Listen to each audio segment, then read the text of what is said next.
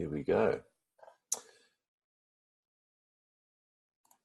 So welcome everyone to week 2 of the second of our 10-week Rexes, and welcome to we've got Tom LeBlanc who's helping us out. He's going to take the quotable quotes. Chris Moore, who's on the road. Graham Hand, who's down in Branxholme in southwestern Victoria, the holistic management educator and consultant and friend of ours. Susan Calcino in California, looking resplendent in orange today. And our dear friend Javan Banakovic, who is going to be leading us today. And looks like he's come for work with that lumber jacket. So here we go, mate. With that, I'll hand it over to you. Thanks so much, Darren. This is the common garb that everybody gets in socialist Canada as soon as you're born. Get plaid. The women get plaid too. I don't know if they enjoy it as much as the men, but I know Susan is a big fan of plaid, so maybe that's. So, mate, just before we get going, though, Javan, you have the control to share your screen now. Is that correct? Just so I do indeed. Yeah, sweet. All right, I'll leave it to you. Thanks, mate. Yeah, no worries. Thanks so much, Darren, and thanks so much, everybody, for being here. It's great to see. Volume is a little low on Javan. That's interesting. Let's just take a look. Okay, let's change that up a bit.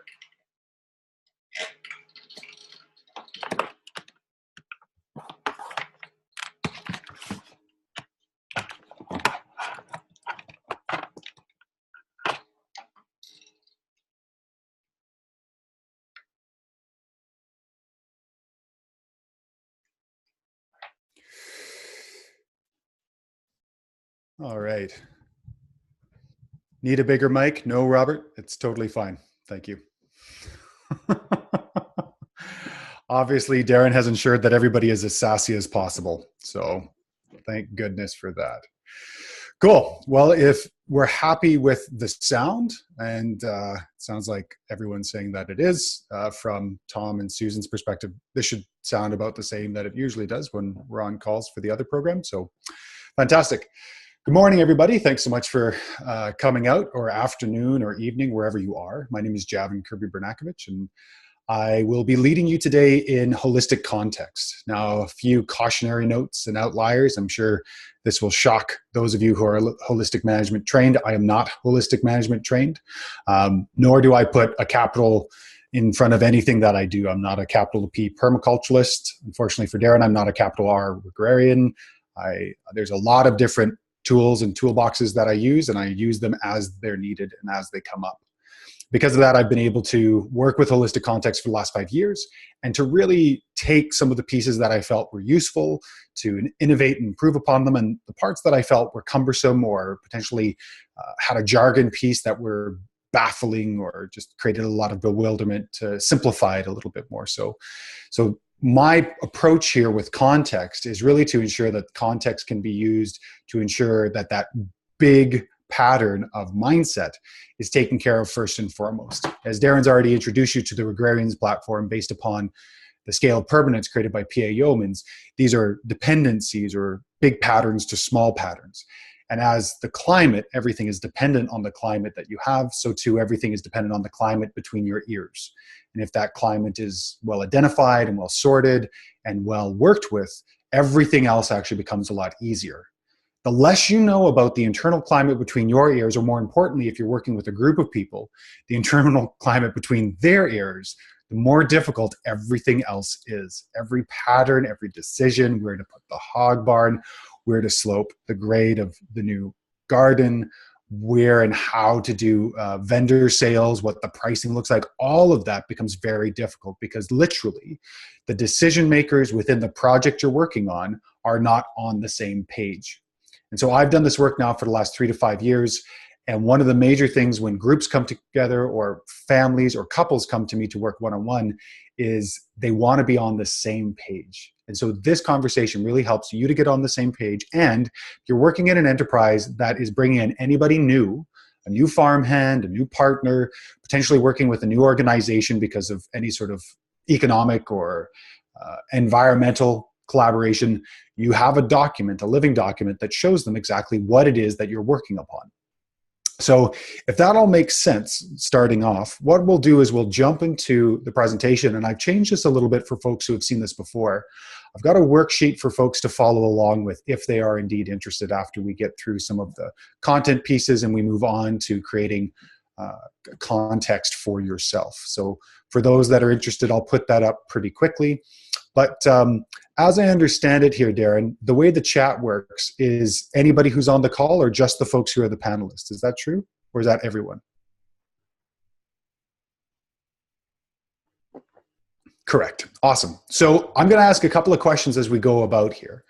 And I want folks to answer them as they come up. And I'm going to use that information as we walk forward. So starting right off the bat, what I want you to do is I want you to write out what is the current weakest link in the project you're working on. So if the project is your farm, your family, a land base with a group of individuals, I want you to write down what is the current weak link within the project that you're working on. For the panelists as well, I want you to join in. So if it's your business, if it's your land base, that's fine.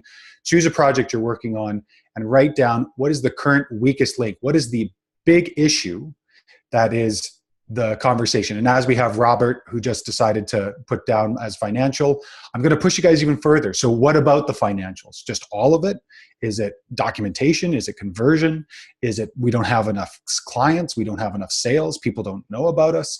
We can't convert that directly into sales for animals or for produce. So same thing with Aristi. I totally probably got that wrong, but seeing as you guys have the same last name, I'm guessing it's probably close. You guys are in the same project. So be specific as possible. The more specific you can be, the more specific your context can help. So from Ryan says time. What about time? Management of time, timing of implementation for project, timing of implementation of grazing, all through this project, all through this work, as we go into holistic context, I'm going to ask you to be more and more and more specific. So again, for anybody else who wants to write down, I'll jump back and forth and help you guys take a look at that. So we're going to go directly into the presentation for today. And as far as I know, we should have the presentation up from Keynote and it should be live, but now I actually see that it's the rehearsal. So what I'm going to do is switch that one over here, share again, go back to here, share once more. And there we should have the presentation up and rolling. Is that what everybody's seeing? Thumbs up if it's the case. Thanks, panelists. Really appreciate that. Awesome. So what we're going to talk about today is holistic context. Holistic context isn't my creation. It was a creation by Alan Savory, by all of his work, which we'll get into. But this specific iteration is how I look at it and what I brought to the field within it. Now, context doesn't come without a huge number of people that I have to thank. It includes Alan, it includes Gord Hebert, who originally introduced me to the concept, him and his partner Jana, who we worked together to create it, Dan Palmer of Very Edible Gardens, who I'll be referencing quite a bit, who created a wonderful 3-article series that you can find on the PRI website, Gregory Landua and Ethan Rowland for their 8 Forms of Capital, Natalie Pepin, one of my first students who really got it, and we started to chat a lot about it. Of course, my good friend Tad Hargraves of marketingforhippies.com, which we'll talk about more. Darren for his incredible leadership within the agrarian's field. Naomi DeVille and Susan Cousineau, who have both taken up this work and done incredible things with it. Rob Michelle Avis, Dakota Cohen, who you'll see some great examples from. Helen Lewis and David Ward, who gave me some great feedback from the last course. Diego Footer, who I've done a number of podcasts with about this subject, so if folks want to learn more, I can send that out. And a couple of others who have really taken up this work. I just have to say first and foremost thanks to them, because nothing happens in isolation or in a silo.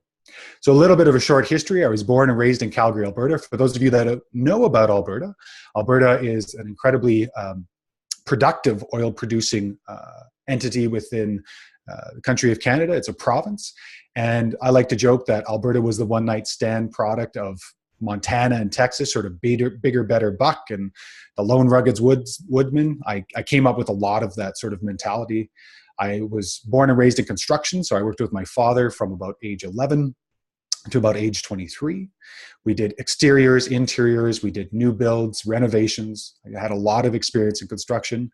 I did a lot of environmental education, first through Boy Scouts and then professionally through Alberta Parks, working with the different park systems, and then with a private company, mentoring them within the North Saskatchewan River watershed, which is in Edmonton.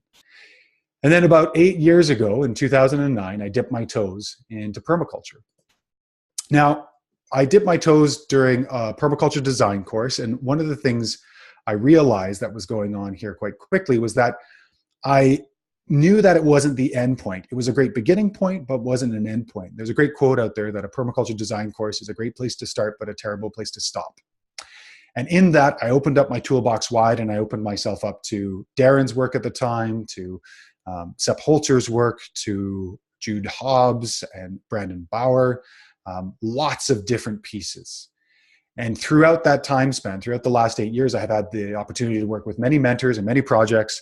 I've worked on backyards and recently helped a friend of mine take a look at a 12-kilometer square mine that was going through reclamation in Africa. And what I found is that what happens in between the ears will destroy a project long before the ecological components. Actually, the ecology is probably the simplest part of all of this, the technical aspect. As you go through the keyline geometry, you take a look at the patterning of that, you take a look at watersheds and trees, you're going to find that by and large, that process is actually really straightforward. What's difficult is working with people. Being on the same page, discussing appropriately, interacting appropriately, that's really the rub in all of this. So my deep dive into holistic context and life design was between 3 and 5 years ago, 4 years really specifically, where I dove as deeply as I could to understand the process of making better decisions. And the reason for this is that I spent about 20 years being clinically, chronically, suicidally depressed. And while I was trying to move through that and get to the end of that and try and apply myself to this land-based ecology design systems, I found that it was that cognitive conversation that was going on between the ears that created the most amount of what I call personal resistance. So some of you might have felt it as you're going through the work that you do. There's a bit of personal resistance. There's, I really want to go out there and sell, but there's an issue. And I'm going to talk about some examples about that. So currently I run a couple of different enterprises. Permaculturebc.com is a hub for permaculturalists in British Columbia. Used to be a private entity, but now it is an open source resource for folks to connect about permaculture within British Columbia. I have my own design company, All Points Design, which you can take a look at allpointsdesign.ca. And I work in a lot of life design and business design. Currently, Rob Avis and I are developing and creating and offering a regenerative business mentorship course, which a couple of folks on this call are in. Also, I work with life design, which is really taking a look at 4 major components. First and foremost, we're taking a look at mindset strengthening, so being sovereign and strong in your mindset, taking a look at limiting beliefs that come up. We take a look at a holistic context, which we'll talk about today. We take a look at zones of brilliance, things that are close to your heart, things that are the inflection point or the key point, if you will, of your own mentality and personage, things that you do exceptionally well. You put in 1 unit of resource, you get 10 resources out of it. As opposed to, for me, like taxes, I put in 1 unit of resource in and I get like an 8 back. So I do that a lot in one-on-one work, and there's more offerings coming up this next year. So since that deep dive in holistic context, and actually since the previous recs that I've done, I've helped over 82 individuals or groups build a holistic context, taught over 430 folks how to work this process in group format, and have a holistic context myself, for myself, all 3 businesses, and my family. I use it regularly, seasonally. I take a look at it and I revamp it. And generally, it's one of the most useful, insightful tools I've had the chance to work with. And if I had had the chance, and this is an important piece, before permaculture, before my agrarians training, before my soil food web training, before my rainwater harvesting training, I would have, if I could have, I would have learned about holistic context first and foremost. That would have been the first thing I would have done. If I had the chance to go back and revamp all of the things I'd done, I would have tried to have learned this first. So P.A. Yeomans was a brilliant man on a number of levels, but I think this quote really lands well, which is plan the work, then work the plan. And as Ben Falk has said, all design is a working plan. And he says that as he's working with his clients now. It's a working plan. It's not a final plan. It's not a detailed plan. It's a working plan. So every single one of the documents I use within holistic context is a working plan. And as Darren jokingly said, well, when you're finally done your worksheet, maybe then you can send it out to people. And I had to laugh because they're never done. They're all versions. They're all reiterations that are getting better and better as we move throughout. So why would we manage holistically first and foremost? Why would we start with this idea? Well, by and large, most of society has been about reducing and reductionism, about coming down to smaller and smaller and smaller in bits, because it's easy to understand. It's easy to understand a small aspect. The problem is that when we pull that aspect out of a larger interconnected web, out of a whole, W-H-O-L-E, all of a sudden, we don't have the same interconnectivity, and it doesn't necessarily play well with all the other bits within the ecology. So we actually have a hard time understanding it. So if you're making a decision, let's say, about should I change out a portion of my car for a higher performance element, performance piece, let's say for a tractor or for a truck. If we don't take a look at the entire context and you make that decision in a silo, chances are you're not going to make the decision based upon the entire context that you're managing. You're going to make one decision over here, and the right hand isn't going to know what the left hand is doing. So at its most basic format, managing holistically means that we're going to take a look at the entire project and the ecology that that project lives in, both economically and ecologically and in a community setting. We're going to see how this one type of decision affects everything. And this really lies in well with the principles and practices of both permaculture and agrarians and just regenerative living. It has to do with the idea that we're going to try and take a look at all of the different pieces and how they land well within a larger context. Now, holistic comes from the Greek root word of holos, which means all, whole, entire, or total. And that then goes into another interesting word called holon, H-O-L-O-N, which is a system within a system. And we all have systems within systems.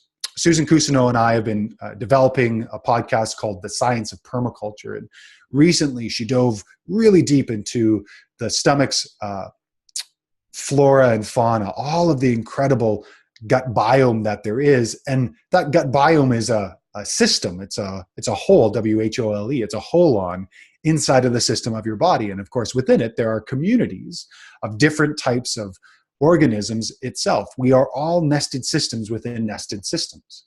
And so part of this work, and this is an important piece to understand or to really land well, is that your system, the system you're working within, is a system within other systems. You're within regulatory systems. You're within ecological systems. You're within climate systems. But then there are systems within the farm or the project you're managing. There's the pig system. There's the water system. There's the people system that interacts there. There's the woofer system. There's the intern system. There's all of these different wholes within wholes. And so holistic managing or holistic management is just the way of saying that and recognizing that there are these different systems, and we're going to make decisions based upon the level of the system we're working in. Now, there's three major problems that we come up against, and this is why holistic context can actually help, or holistic management can help. And these three major problems are indicative, call them endemic, to the agrarians, regenerative, permaculture circles. So the first and foremost problem that we see time and time again, and just recently on a call within the Regenerative Business Mentorship Program, I had to address it again, is that many in the regenerative agriculture world have a primary operating system of being the hero or the savior. That there's an incredible amount of work to be done out there in the world, and that I alone must do everything I can, usually to the detriment of myself, my health, my wealth, and my family. That is simply just a belief that we have adopted. Yes, indeed, the reality is that the world is in dire straits. There are a number of ecological system collapses that we are working on that directly affect us. But the burnout of one person because you've decided to make yourself the hero or the savior, or worse off, to become the martyr for everything else, ensures that you and you alone will fall quite quickly and quite hard. Now, if any of this is landing with any of you, and I imagine it is for a few, because it even lands for me, even after knowing that this is a bias that I've worked against and worked on, is that we can work on it. We can work within it, and we can start to understand it. On Friday, we had one of our clients within the Regenerative Business Mentorship Program talk about, well, I want to do as many projects a year as possible. And as we started to dive into it and dissect it a bit, we found that that was really based upon I need to do as much as I can. And as we asked about that, holistically, what's that about? It's this sense that they needed to be the savior within their world, within their life, and within their family. And a big part of that is stepping back and saying, well, what do I need to do the work that I need to do? How do I need to be on a daily basis? How do I need to be on a weekly basis? How do I need to be with my family? So that way my cup is full. So I have a little bit more for others. And if there isn't a lot left for others and the cup is empty, then the functionality of the cup isn't being utilized. And if you want to take that a little bit further, it means that you as the cup, if you don't have enough fluid or liquid or the life-giving blood of the earth, water, to be able to give to others, you're going to be useless, which is a hard thing to hear. But if anybody's ever burnt out from this work, you'll know that this is the case. So this is one of the first major problems you have to be aware of, and holistic context really helps to bring you into focus. I've got a great story about a friend of mine who recently told me that the only reason he's still sane, hasn't spent $1 million that he didn't own going into debt, and is still on speaking terms with his family is because his holistic context kept him at bay. Cognitive bias. If you haven't dived into what cognitive bias is, I highly recommend you put it into Wikipedia. The Wikipedia entry for cognitive biases is amazing. It's better than almost any single article I've ever seen. But cognitive bias simply is the filters or lenses through which we see the world and by default distort our reality. So it means if I look at the world a certain way, or if I have an idea about the world, I'm going to walk out and I'm only going to see the world in that way. Anchoring is a great example. So most of us in this sphere of regenerative agriculture, we have a certain way of looking at the world. We have a certain lens. And as we walk out into the world, for better or for worse, we see the entire world through that lens. For those that have ever gone through a permaculture design certificate, they tend to walk out into the world with a wonderful hammer called a swale hammer number 5. And they tend to see every single problem being able to be solved by that swale hammer number 5. Problem with that is that the swale, while being an exceptional tool, is only one tool in the tool belt. Similarly, a couple of years ago, I realized that I had gone so deep into regenerative agriculture that I really needed to start reading and learning about the opposite viewpoint. And so I read a lot of climate change denial literature. I watched a lot of these videos, and I got a sense of the cognitive creation that was within these people's mindset. I learned more about my worldview by reading opposing or contrary viewpoints than I did by just standing in the choir, as we like to do, singing the same hymns to each other going, isn't that a great hymn? So part of learning what you learn in this course and in other courses that are, let's say, in a more progressive regenerative conversation, is then stepping out of that again and then reading or learning about the contrarian viewpoints of that to really understand, we're going to use the word again, holistically, the subject matter that's close to your heart. So a cognitive bias can be like looking through a lens and seeing things completely upside down from what they actually are. This is important because one of the major biases that I see with folks is what's called confirmation bias. Is they walk out into the world, they hold a certain belief, and they handpicked facts to fit into every single one of those belief systems. So instead of going out and saying, well, I'm going to be open to the possibilities, you walk out with a belief system and then you say, I'm just going to find the information that makes sense there. This is cherry picking or hand picking information. This is where folks who say, well, climate isn't changing or climate isn't warming because it's snowing. Well, of course, we know that this is completely ridiculous. Just because you have ice in your hand doesn't mean that the larger arcs and the larger factors of the 15-year wet to wet or dry to dry cycle or the 5 and the 75,000 year cycles of climate doesn't actually have variation. So again, it's really important to understand that cognitive bias can really lead us astray, where we seek out information to confirm a previously held belief while discounting evidence that supports different conclusions. So for example, I was working with a poultry farmer recently, and they were telling me about their incredible operation. They had the most amount of per square footage for each hen. They had some of the best feed that was fermented. They were starting to do some nutritional testing, and the nutritional testing was coming back at a really high level. And the cognitive bias they were working with their pricing, after I found out that they were only charging $3.50 a dozen, was that they were just looking at their friends and family and saying, oh, everybody only charges $3.50, so we can only charge $3.50 for our eggs. when the market value for that type of egg is roughly between $8 and $12 Canadian. But take a step out of the market value. Let's just go from a sense that we should be charging and be transparent about the time and effort it takes to make incredibly good food. If we're just transparent on that level, and we let go of the cognitive bias that most farmers set their prices based upon what their neighbors are doing. If you're just transparent about it, we would be taking a look at an egg that was in here for $12 to $18 a dozen, because that tends to be the cost of it. And there are ways within a business design to show a value proposition and to find the people who actually want to pay that type of costing. So if we are what we eat, then we are what we think, which means it's exceptionally important to be aware of what we put into our minds and the things we hold on to in our minds.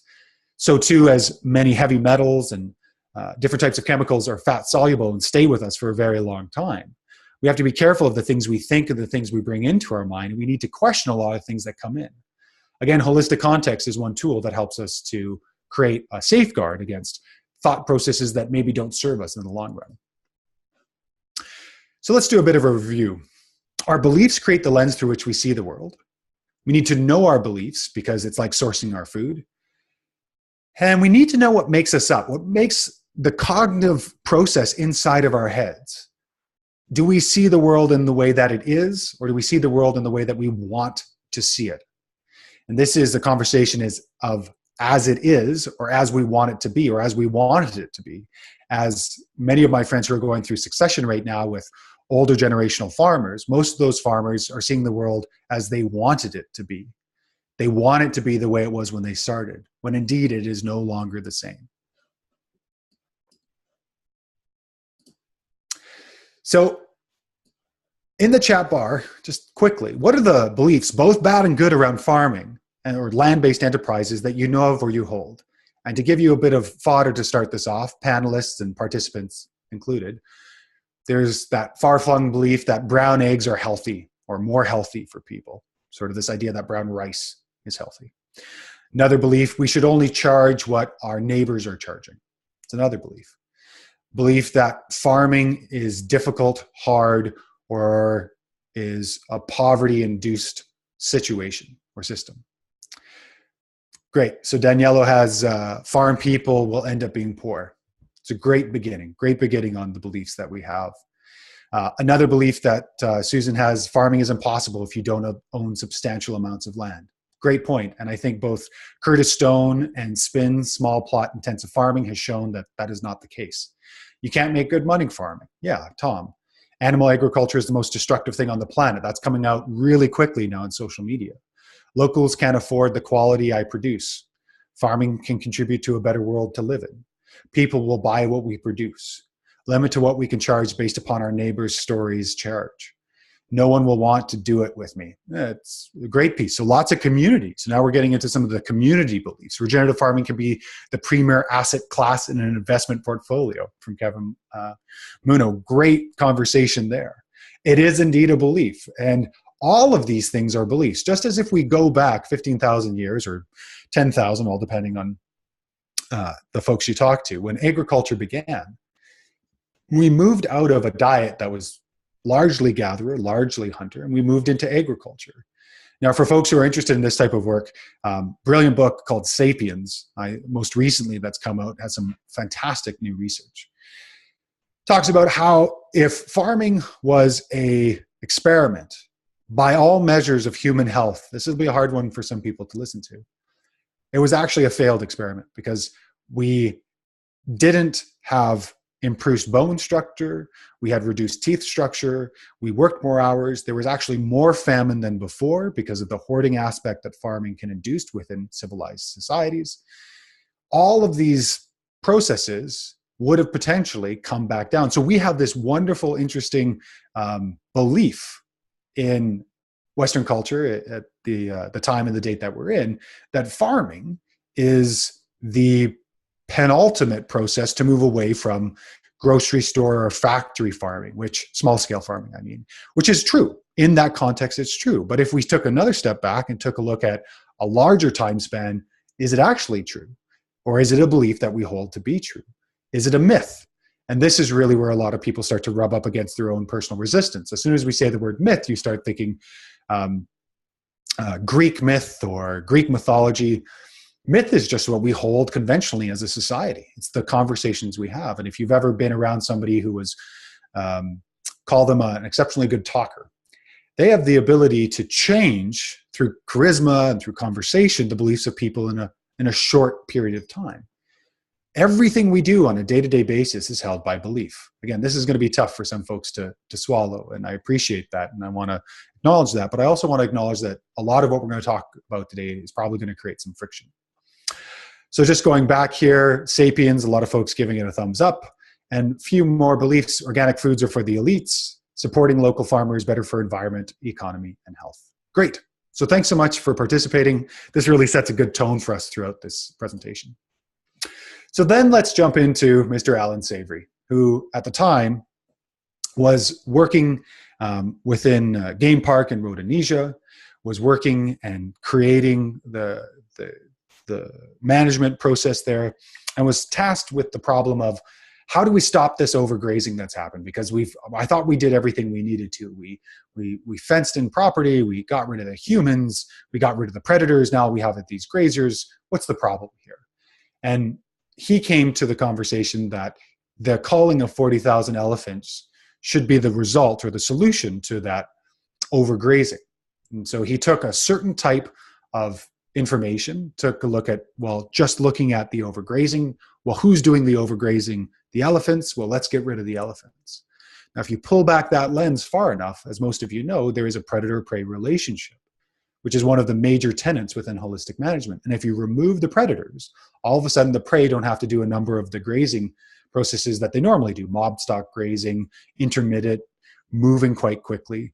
And so that created what Alan calls the saddest and greatest blunder of my life. In that conversation, he was interpreting research data to fit the prevailing worldview that too many animals caused overgrazing and overbrowsing. So really, what's the goal of a holistic context? Is to think holistically.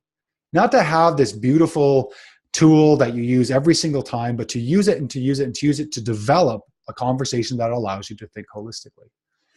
Now, all of this process is about creating what you want, to do what you want, to then, on the other hand, monitoring that process. So just quickly, if you wanted to think to yourself, what would be some of the indicators, and feel free to write them in the chat bar, what would be some of the indicators that, let's say you built a holistic context, you started to use it, you thought to yourself, I know how to use this, I can take off the training wheels. What would be some of the indicators that it'd probably be a good idea to go back to using your context? What would be some of the watermarks, the feedback loops? What would be some of the things that you would start to think, oh yeah, I should probably go back and pick up that tool again because X, Y, or Z are happening? And so I'll give you a few to start off as folks are typing. First and foremost, I see it time and time again. Folks say, I don't have enough time. When people tell me that they don't have enough time, it usually means that they don't have a priority. And if they don't have a priority and they're not living by their priorities, of course, there's not going to be enough time. So what are some of the indicators that if you're moving away from this, that may be an issue that you need to go back? So Ariel says constant stress and anxiety. Great one that a lot of clients call me up with. There's an issue with work-life balance. Absolutely. There's a lack of attention from Tootie. Absolutely. Ariel, not being sure that if I've met my goal. So literally not achieving what it is you want to achieve. Yeah. Great piece. Great piece. And that is one of the major pieces of holistic context, is ensuring that we have good watermarks, good indicators. If folks want to add more, feel free to, but we're going to go on to the third major problem we find here. So every once in a while, I get the call, and the call goes something like this. Javan, I heard about you. I saw your website. I saw you speaking at a CD Saturday or at a conference. I heard a podcast, and I know you're my guy. I want a permaculture farm, or I want a agrarian's farm. And time again, it becomes the major issue because people are putting the goal, the tangible goal, ahead of the quality of life they actually want behind that goal. So you get Mr. and Mrs. that call up, or Mr. and Mr. or Mrs. and Mrs. They want to become farmers. They think the way to do that is to have the farm. But here's the problem. So everyone thinks they want the farm. And then as you start to talk to them, you say, well, why do you want the farm? What's the quality of life that's behind the farm there? And they'll say, well, we want clean living. We want to live cleanly. We want to live in a good way for the planet, for our kids, for our family. We want to be close to nature. These are all quality of life statements. Remember, this isn't the barn, okay? We want to work with our hands. We just, we've been white collar workers for so long. We want to work with our hands, all right? We want to raise our family safe and healthy and together. We want to know our food. We want to be close to our food. And we want to be of service and value to a greater whole, to our community, to our family, to the world. Now, for those of you that have farmed before, how many of you have come to the realization that in pursuing the farm, you've had to sacrifice one or more of these quality of life processes? I know for myself, when I did a little bit of farming and food production, or some of the land projects that I've been a part on, as Mark said, almost most of them. Yeah, almost most of them start to fall by the way. So all of a sudden, the weight of this farm actually starts to push at the quality of life. And then all of a sudden, you lose everything as it goes on. So I think what Ariel said, I feel like if I want all of these things, I'm entitled, comes back to a sense of I'm not valuable, I'm not worthwhile. All of these pieces, all these belief systems that we're holding on to, that are holding us in a static position of not being able to look at things realistically, of looking at things in the reality of things they are. So one of the most important pieces here is to switch the conversation, to put quality of life over the farm, first and foremost, so you can decide if the farm is actually a good idea. And during the last course, I talked to 4 specific folks out of, I think, about 100 participants, who they did the hard work in the next 2 weeks to actually build a context and start using it. And they realized for themselves today, farming was not the best choice for them. There was another choice that was smarter. There was another operation to work with. 2 of them went on to work with other people as a farm manager or farm hand. The other 2 decided to take a step back and just take some time to actually consider what they wanted to do. I heard from one recently that they went back to farming, and they went back to it in a really strong mindset because they knew that it was now the right conversation. So we use a context right here. And I'm just going to turn on my spotlight here. So we use this beautiful idea of what the heart is of the project we're working on to decide if the farm is a good idea, if trees are a good idea, if chickens are our idea, any single specific type of tangible, we use it to actually proof on our farm, or we use it to proof if the farm is a good idea to start off with in the first place. So then we have a real simple way to understand the things that make sense and the things that don't make sense, because there are some elements on a site that do not make sense. And this is the real gift of the scale of permanence and the Agrarians platform and holistic context together, is that we can use these systems, these frameworks, to hang decisions upon to see if they make good sense in the framework of the farm or the project you're working on. So holistic management and holistic context are tools to help you build the skill of thinking holistically and acting holistically. Now remember, they're tools to build skills. They're not the end point. They're not the goalpost. The point isn't just to build a context. The point is to use a context to build a process of thinking holistically. Now, Darren sent me a wonderful email from a gentleman in the last course that basically said, this is a waste of time. I've made good decisions my entire life. I don't need to be here. If you feel that way, truthfully, honestly, great. Skip the next 2 weeks. We'll see you, or Darren and panelists will see you in 3 weeks. However, if you believe that you can make better decisions, if you can manage in a more holistic way, if you can achieve more by taking a look at the entire contents of a project, and you feel like that's a good process to take on, I encourage you to do some of the hardest work I've ever had to do, which is developing a context, asking exceptionally hard questions, asking heartfelt questions to yourself and to your decision makers, and then using your rational mindset to build up the context and to use it. I challenge you to do that. I encourage you, I invite, I might even cajole to bring you into a more holistic way of understanding and creating, because of the folks I've worked with over the last couple of years who have used it, I haven't found one that has used their context faithfully and has been less for it, that hasn't produced more time, money, energy, wealth, family life, time with their children because of it. Because every single time you set a priority and you live because of that priority, you bring more about what you want in this world. Doesn't mean it's not difficult, doesn't mean it doesn't take time and skill, but it does come about. So if we wanted to boil all of context down, because we're going to get into a bit more of the structure of holistic context, come back to this. Holistic context is knowing what you want, knowing what you have to do to get what you want, and knowing how you'll monitor this or how this is true. So simply, I want X. If I want X, I need to do Y, and I'll know X and Y are happening because I observe Z. Done into a bit of a conversation, you can't manage what you don't monitor, you can't monitor what you don't measure, and what you don't measure doesn't improve. How many people have talked to themselves or to others or to friends or to family in the farming world and asked the question of, oh yeah, so how was this crop doing last year? Oh, I think it was all right. Okay. How's the water flow here? How was it last year? Oh yeah, it definitely flowed. Did you see it? No, I didn't see it. Did you measure it? No, I didn't measure it. So the way that I approach design is very empirically based. And all of the conversations as we talk about metrics, as we set metrics, we can then start to see the improvement specifically. So to manage, we monitor, to monitor, we measure, and to measure, we improve. I want X, I do Y, and I monitor Z.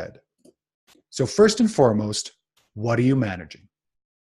So this is the first piece that you can start to write down for yourself. This is the first step in creating a holistic context. We're going to define what's called the whole or the project that you're managing. So right now, take a moment, write it in the chat bar, write it on your journal or whatever it is you're using to do your notes within the Agrarians Rex program. And what is the whole that you're currently managing? The first and foremost reason that brought you to the Rex. What are you working on developing in this process? Is it your farm? Is it a 300-acre farm? Is it a 25-acre farm? Is it farming in general? Is it your farm life? Is it your life? Is it your relationship?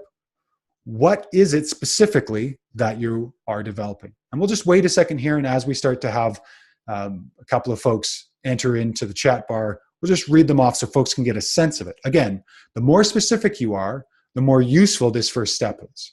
What is it that you are managing? And I'll ask the panelists as well to contribute and add in as we go along. Developing our land. Great, Mark. So what's your land? How many acres? Who's involved? Let's start to get this a little bit more specific. So currently, I manage personally 400 acres. That is my partner's. That has an influence of his 2 children. And then we have a couple of outside conversations going on. A better functioning farm that balances farm and wealth. So Robert's already taken a step ahead. He's already getting into the design. All we're asking for right now is the tangible, realistic thing you're managing. Is it a backyard? Is it 25 acres? Is it 400 acres? Is there a business on there? So 400 acres plus a business, 25 acres and a business. Life, our relationship and future from Phil. Thanks so much, Phil. Great to see you participating. I think that's your first comment. What are you managing? What is this project or whole that you are managing? And I'll use these words interchangeably. The whole, W-H-O-L-E, is the whole conversation that you're managing. Perfect. Now we're getting Rory, 58 acres and a lime orchard. Perfect. Ryan, a 3-way partnership between 2 long-term friends and a land order to start a farm enterprise and regenerative lifestyle. Perfect.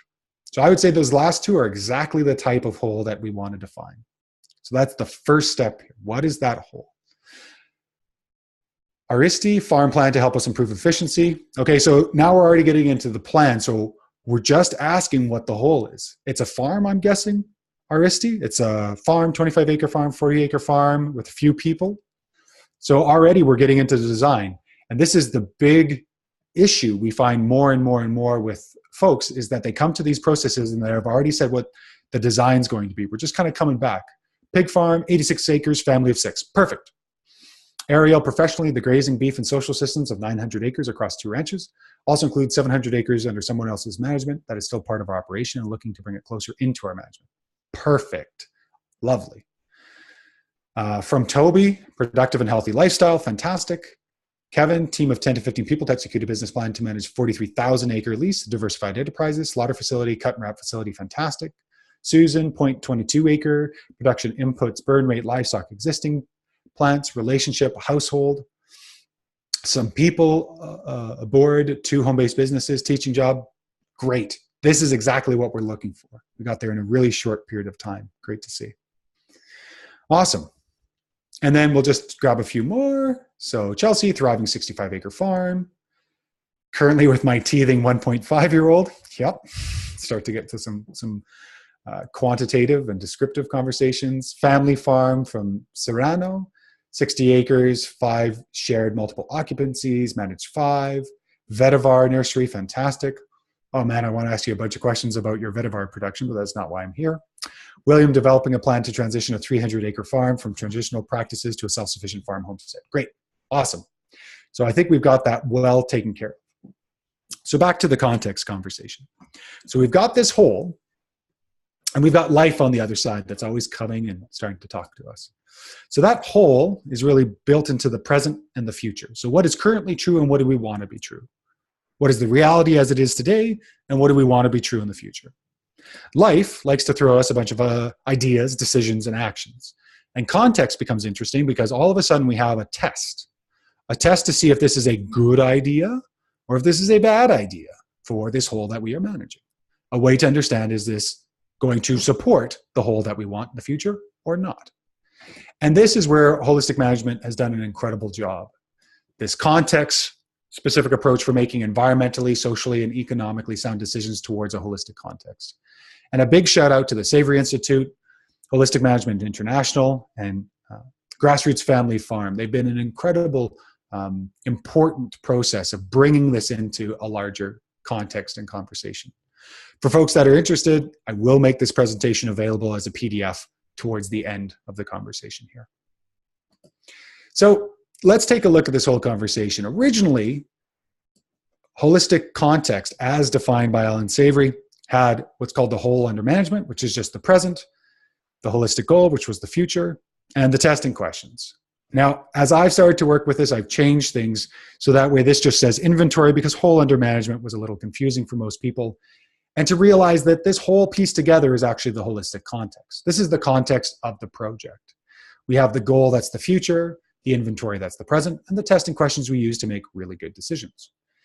The inventory can be broken up into a few pieces. Again, this is a change from holistic management. So those of you that have worked with holistic management are going to see that this is different than what I was taught from holistic management, because I felt that the resolution of the tool was not fine enough. Within the inventory, we have our decision makers, and we have 8 forms of capital as stipulated by Ethan Rowland and Gregory Landua. Great book they created, Regenerative Enterprise. Highly recommend folks get a hold of that book, take a look at the download, and hopefully Susan is going to find that and put that up on the chat. I think that'd be a great thing to have. Then we go down into that holistic goal. And this is what we want to be true about the future. This includes things like the mission, the statement of purpose, the quality of life statements, the behaviors and systems, and the future indicators. The statement of purpose is our why about this project or whole we're managing. The quality of life statements are what we want to be true about this whole that we are managing.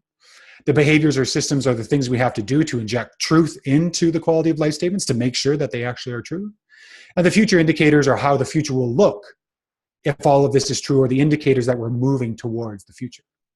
Again, this is X, this is Y, and this is Z. I want, so I must do, and I'll know because. I want, I must do, and I will know because. And then finally, because inventory and holistic goal really are our map, you could say, the territory, what we want to create, the testing questions are our compass. So the testing questions allow us to take any decision and test them if they will actually improve the context that we have. And the great thing about holistic context is that it says that all decisions, minus decisions about people, because normally what we think of people will become true, are wrong to start off with. Should I buy a new tractor versus repair a tractor? That is a wrong decision, and we're going to prove it right as it applies to all of our contexts, as it applies to all of these different areas. And we won't go through the testing questions today, we'll go through the testing questions next week. So how does this work? So one of the major things that I came to in holistic management is that there weren't enough stickmen. That is, there weren't enough simple conversations to really understand what the heck was going on. So I just realized more and more that really who we are and how we operate, the heart of the conversation and the head of the conversation, we're already here. And we know, of course, this is somebody within this training because they've got boots and they've got a tool that they're working. So all of a sudden, in comes life with an idea, a decision, or an action. And what we do is we apply that against our context, taking a look at all the decisions to see if it is indeed a good or not a good decision.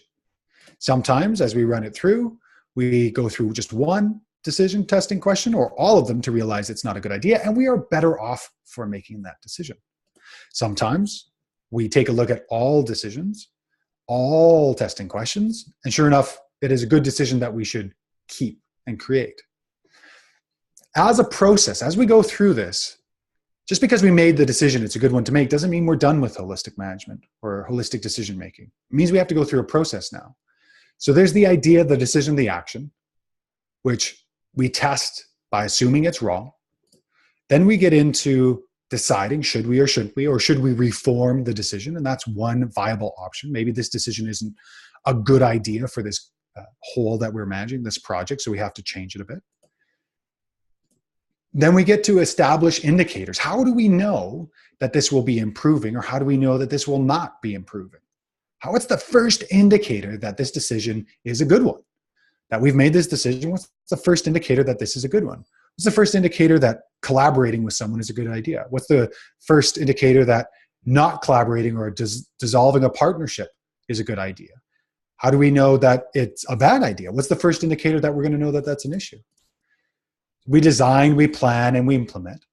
We put it into practice. We have to learn and do and learn and do and learn and do and learn and do. This is how we create the conversation. And then finally, we go to observation and monitoring, and we do it all over again. This is the feedback process. And I was given a little bit of advice for this course, which is to take a look at how wisdom is created. We live in a culture that is inherently information-based. There's so much information out there. Now, information complexes into knowledge when we rationally think it through and we start to spend some time thinking about it. Knowledge only complexes to wisdom when we experientially apply what we've rationally thought about, had an experience, and then started to process that. So when I started doing a very small bit of food production, doing a microgreens operation, I had never grown microgreens before. I read a little bit about it. I paid somebody to learn from them. And most of that was the information and the knowledge stage. It wasn't until I started growing my very first batch, had mold issues, had growth issues, had watering issues, that I actively start to produce wisdom. And so again, I'm going to be a little bit harsh here, but until you take on this process, until you develop your context, until you actually use it, you have no idea if it's valuable to you, your project, your family, and your farm. Everything else is just armchair criticism. You're just speaking out of a place of theory. And I highly recommend and encourage you folks to take the time to actually go through the process, to develop a context, and I challenge you to use it for the next 10 weeks. In fact, I challenge you to use it for 6 months. That has been the time point to which folks have found the exponential curve of using context. Once they've been at it for 6 months and they've been using what's called spot checking or enterprise audit, they find that it's really working for them and that everything is starting to move in the right direction. So again, an invitation, a challenge to actively use it. For those of you that already have a context and it's in the back of a binder or it's in some Google Doc or it's in some sort of electronic format, and the last time you looked at it, I see a few folks smiling on the panelist channel, was a while ago. I challenge you to pick it up during this course as well, to actively start using it, and as we talk about it next week, to start doing what's called spot checks. So, in context, what normally we do is we have a decision, an idea, or an action, and we test it. Normally, the way that most decisions work on the farms that I've worked on or otherwise, is a decision comes down and it usually buries us because we don't take the time to actually think about it. All of a sudden, there's a decision, there's another decision, there's another decision, and all of a sudden, we're buried up to our neck, unable to actually see anything because there is so much going on. So a holistic context helps in a few ways. It helps us to know what we value. It helps us to apparently go to the next slide, which it shouldn't be doing, to make decisions and manage according to those values, to resist and build immunity to cognitive bias. And if used, we can live and work by design. And as Darren has put on a lot of the content for me, one of the major understandings I've come to in this work in life design is that all of our lives are designed for us, unless we design them ourselves. If we design our finances, then that's our conversation, that's our belief. If we don't design our finances, somebody else has designed that for us. If we don't design our tax structure, somebody else has designed that for us. If we don't design our governance structures, especially in large groups that work back and forth, that too will be designed by somebody else. If you do not design your life, somebody else has already designed it for you, and it's been for their benefit, not for yours. It's been for their profit, not for yours. It's been for their benefit, not for yours. So all of this is to ensure that you have more what you want. Just as a young woman I was working with said, my goodness, this gives you more of what you want. Quick question from Kevin. Javin, do you have a master holistic context because you have so many enterprises? That's my struggle. I have multiple entities I'm involved with. How do you navigate that complexity? Great, Kevin. I have a context for Javin. That is where the buck stops. And more often than not, that context, which I'm happy to share with folks if that's of interest, if we have some time by the end of the call. The statement of purpose, which we'll get to, which is the master of the holistic context masters, is I live strong, happy, and honest. Those for me are not only the states of being I want to be in, but they're also my metrics. And if any of those three are compromised, I know something is wrong in the chain of the enterprises, the income watershed that is my life. And so, yes, Kevin, I do indeed have a master context for me. That context applies to my partnership, my family, the three businesses, all of the enterprises, and all the contexts I developed with collaborations. It applies to all those things. And the great thing about that is it becomes a diagnosis tree that if there are any issues at the bottom, I can come all the way up. Absolutely, Kevin. We can definitely take a look at that at the end of the call. So again, the tool only builds the skill if used. If you don't use the chisel, you're not going to make any masterpieces. If you just think about masterpieces, that's all it'll be is thought. As Joel Salatin likes to say, if it's worth doing poorly at first. Your first context will not be your last context, and it won't be pretty. That's the point. As Derek Sivers likes to say, if information were the answer, we'd all be billionaires with perfect abs. I'm not. We're not. Information isn't the conversation. Application is. Derek Sivers also wrote an incredible book I highly recommend people read called Anything You Want. Short book. You can read it in a day. The audio version is, I think, under 2 hours long. Talks about his conversation and how he works out.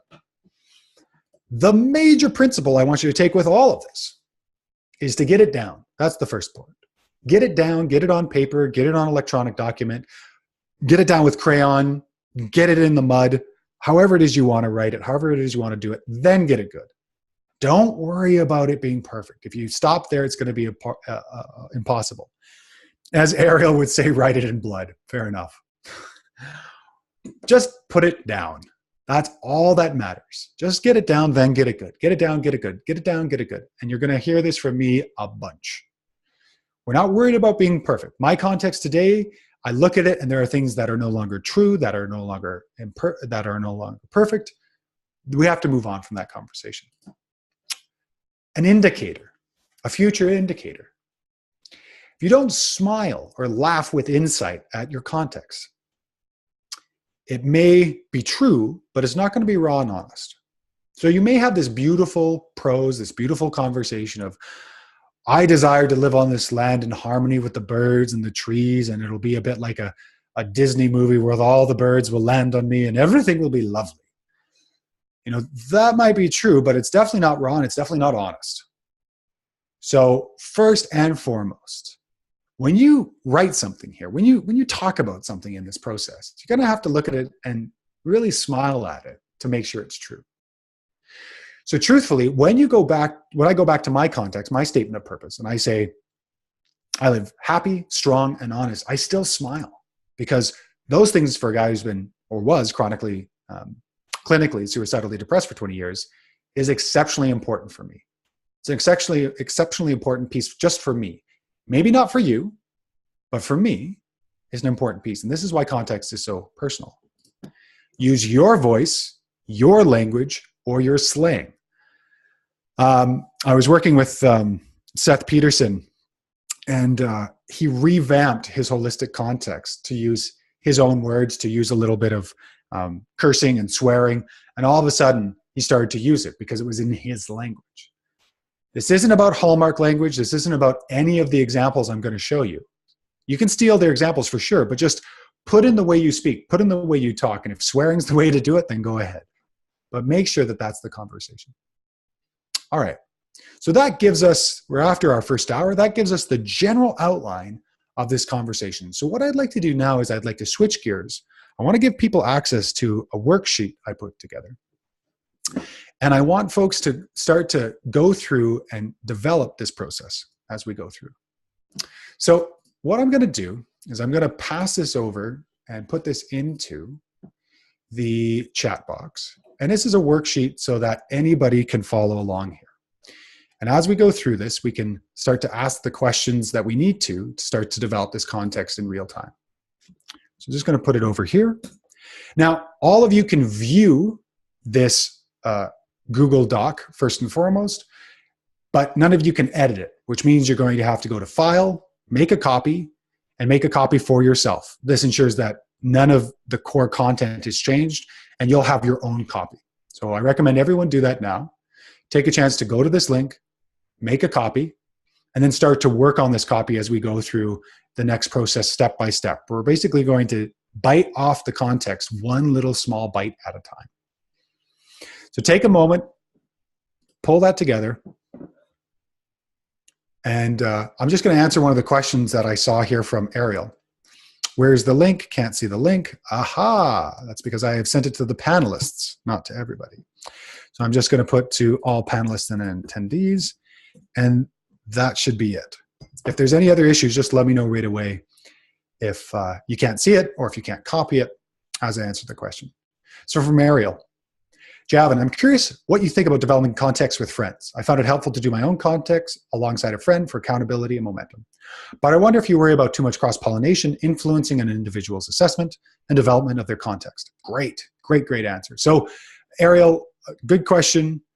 I really like working with other people. I really like taking my context and then proofing it against somebody else, especially somebody who can call you on your bullshit.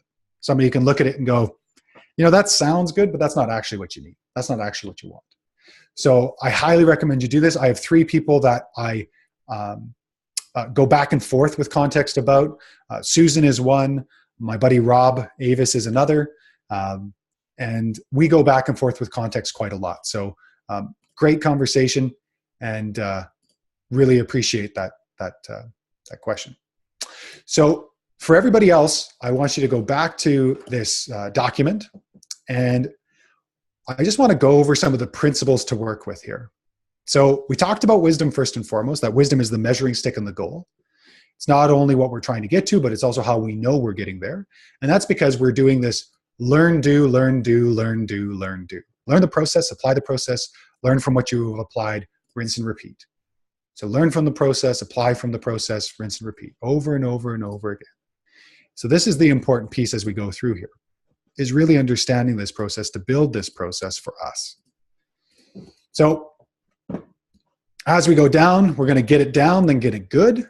Get something down, it won't be great. Leave it alone for a day. I'm a big fan with context to do something, leave it for a bit, come back to it. It's a hit and run approach. It makes sure that the personal resistance you have from building your context doesn't get the better of you. Simplify this work. And simplified, it can be thought of, what do you want? How do you need to do what you want? How are you going to monitor that process? And as we go through it, we're going to realize that this is the case in almost everything that we do, including the Rex course itself. Change is 10% awareness. Now, the funny thing about that first 10% is if you don't have that first 10% awareness, you're not eligible for anything else. If you don't have the 10% awareness, you will not be eligible to garner the tools or to integrate the tools to have the change you want. So that's why context applies so well, is that context allows us the awareness of our whole, it allows us the tools to build it, and then it allows us to integrate what it is that we're creating or doing. Great. So first conversation we're going to have, what's the project name? And this could just be the farm, the major conversation, could be anything of that nature. But we're going to put the name or the general piece in here. So this is my partner's ranch, and it doesn't yet have a name, but every once in a while I like to call it the Fortress of Solitude because he really likes to just go up there and chill out. I am not an exceptional speller. That's not one of my zones of brilliance. So I'm just going to go along here as I go. Project scope and area, 400 acres, Ponderosa pine.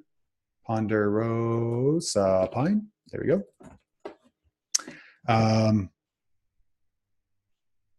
Third gen forest. 20 acres cleared. As much information as you want to put in there, but generally what the conversation is.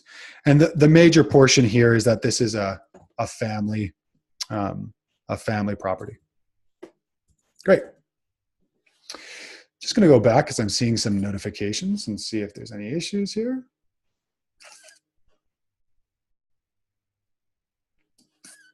Sounds like folks are getting it together. And the live action is helpful. Perfect. Awesome. Great. So we're going to pop back over to our presentation, and we're just going to go back and forth here. And there we go. Awesome. So we've defined our whole already, and make sure you put the information down as we go along. And next, we're going to take a look at that inventory. We're going to take a look at the decision makers and the 8 forms of capital. So here, the inventory is the present. It's all the things that are going on in the present right now, and we're taking a look at all the different pieces. So here, we're going to take a look first and foremost at the decision makers. We have 3 classifications of decision makers, and for those of you that are more OCD than you, I'm sure, could have 10. But 3 is more than enough for most of the projects I've worked on, if not all the projects. So 2 major situations here. Primary decision makers are the folks who have daily manage the project and the decisions, and they have veto power. For those of you that are working on projects potentially that are not, let's say, that you are not the primary decision maker, then this isn't you, right? This is where you'll have to, can't see the presentation, somebody says. Thank you so much. So we're going to stop presentation, and I'm just going to get out of this and going to screen share again. Make sure it's on this desktop. Share screen. Aha. Oh, and it still is not sharing with this one. Interesting. Okay, let's try one more time. Share screen. Desktop 1. Back to this. Oh, now I've got that beautiful green box that I like so much. Awesome. Thanks so much, Dan. Really appreciate that. So primary decision makers. Primary decision makers is what we're taking a look at first and foremost. So in the worksheet, and I think I'll just stay here for now, but I'll go back in a second. In the worksheet, write down who are the primary decision makers. These tend to be the people who own the land. Unless for some reason those folks have given a portion of that veto power to the manager, which would mean that there would be somebody, a manager, that would have veto power as well, so they'd be a primary decision maker. But who are the primary decision makers? Who are the folks that are the primary decision makers for the whole that you've managed, that you've already decided to talk about? Who are the primary decision makers? Secondly, who are the secondary decision makers? Who are the people that have influence on the primary and the whole? Now, for most of you that are working on land but don't own land, this is you. You have influence upon the primary, but you do not own the land. And this is one of the most important things for most of us to understand and remember, is most of the projects we work on, we don't own, which can sometimes be the first indication that it's time to change or move towards changing that conversation because we don't necessarily want to be in that place forever. So that could be the first piece to really understand. What do I mean by influence? I just mean that you can bend the ear of the primary decision makers. So my partner owns the land, and I can bend his ear as I talk about the things that I would do on the property. Now, when it comes to human manure composting, I could talk all I want, but he generally is not interested in that idea, which is why at one point it's just going to appear on the land and I'll have to deal with the fallout that comes. But I know that I'll have to deal with the fallout because I'm not the primary decision maker. So they influence the primary decision makers and they influence the project. Third but not least, tertiary entities to consider, or they consider within the conversation. How are financial lenders considered? Yeah, great conversation, Tootie. Well, first and foremost, could they veto the project? And if they could veto the project, just like grants, like when I'm working with a grant, most of the granting information or the reporting, they can veto the entire project. And there is a stipulation in some of the grants that I've applied for that says, if you don't do what we say, you got to give us all the money back. That actually means that they are a primary decision maker. Now, if for some reason they don't necessarily influence the ability that much, or you could find other finances to make sure that this worked out well, then you would put them in secondary or tertiary. But the great thing about that is really to be transparent about where financial lenders actually land within this project. Great question. Thanks so much. Okay, so I'm going to go back and just play along with everybody as we go. And keep the questions coming, as we have found out that I can do a little bit of multitasking as we go about here.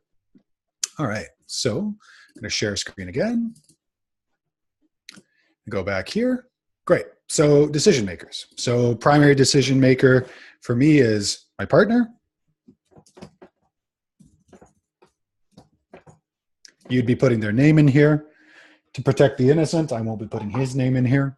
And would also be the bank that owns the mortgage on the property.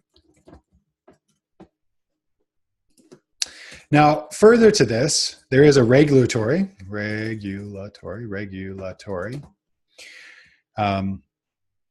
climate within the area that I'm in that tells me what some of the things I can and cannot do on that property. I'm further enough away from most people that I largely do whatever I like, but there is still that conversation. So it's an important thing to take a look at. Secondary would be myself, would be his daughter. I would say tertiary would be his other daughter. And tertiary would also be youngest daughter's boyfriend. Right. So that kind of gives you a sense of where those pieces lie. Now I've got some conversations coming up. Javin, do you prefer questions here in the chat box or the Q&A window? Ariel, I prefer them in the chat box just because I can quickly get to them pretty quickly. I imagine somebody's going to say otherwise. Can you post the link on Workspace? I can't get to the chat option on my computer for some reason. Yeah, I'm sure Susan or somebody else could take care of that for you. Chelsea, thanks so much for that. Decision makers, pretty straightforward. All we have to do is just take a look and make sure they're written. Great. Inventory. All right, so folks are going to get a sense of what the inventory is. I'm not necessarily going to go through putting information into each of them because it's a very long process. I'd rather get to the context. I'm going to show you the sheet that you can work with. So click here for that inventory sheet. And we're going to go over to this inventory sheet that I built for clients to start to put together all of the different pieces within their context. So here we can see a bit of, and here we can see the decision makers. We can see the project itself, 400 acres, as we talked about. We can see the people who are involved. We can see the folks who are considered. So we get a sense of all of this. I like to put the economic relationship and the relationship to the whole and how they interact so everybody has a sense of this. Now, we're going to go back over and we're going to start talking about these different types of capitals. So I'm just going to pull up the presentation again.